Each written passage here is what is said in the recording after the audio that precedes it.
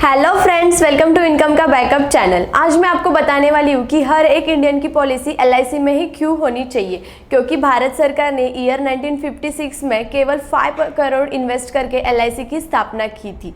आज वही LIC of India देश की सबसे बड़ी बीमा कंपनी में से एक इंडियन बड़ी कंपनी है।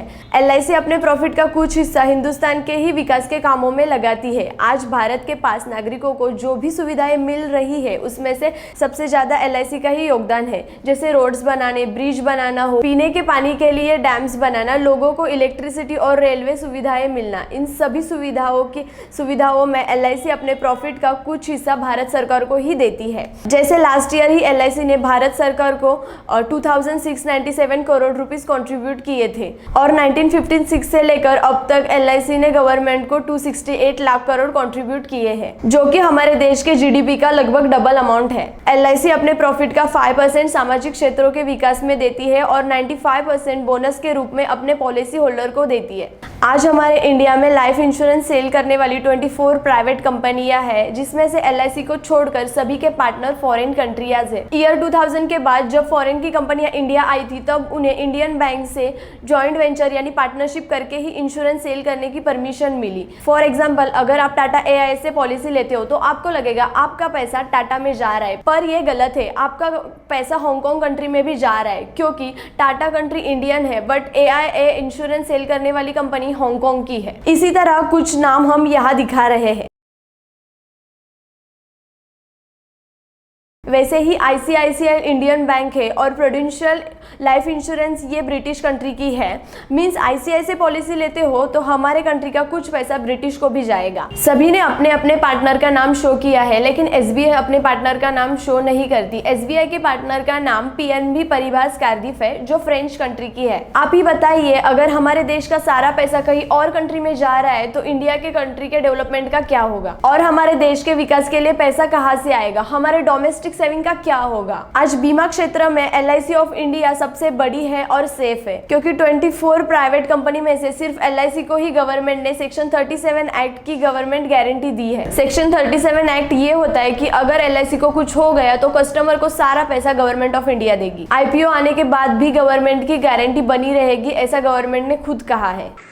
बहुत सारी चिंता उठी है इस सदन में भी और जायज है, पर उन सभी चिंताओं पर विराम वित्त मंत्री जी ने लगाया जब उन्होंने कहा कि आईपीओ के बाद भी बहुसंख्यक शेयरधारक सरकार ही रहेगी और एलआईसी कंपनी का प्रबंधन और नियंत्रण भी सरकार के पास ही रहेगा। इसके साथ एक और चिंता है जो मेरे साथियों ने उजागर नहीं किया, लेकिन मैं उजागर करना चाहता हूं। अनुच्छेद 37 के आधार पर, जो एलआईसी एक्ट का अनुच्छेद 37 है, उसमें एक सॉवरेन गारंटी का प्रावधान है कि खुदा न करे, लेकिन अगर कहीं भी डिफॉल्ट हो तो हर खाता धारक का पैसा सरकार चुकाएगी।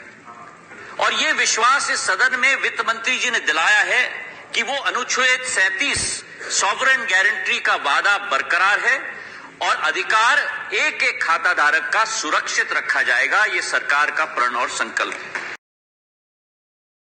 आज इंडिया में हर बड़ी कंपनियों में और बैंकों में एलआईसी ने इन्वेस्ट किया है और इंडिया में जितनी भी बड़ी कंपनियां है या बैंक है, लगभग सबका स्टेक होल्डिंग एलआईसी के पास ही है। आईडीबीआई बैंक का सबसे ज्यादा स्टेक होल्डिंग एलआईसी के पास है। भारत की सबसे बड़ी और important pillar LIC of India है।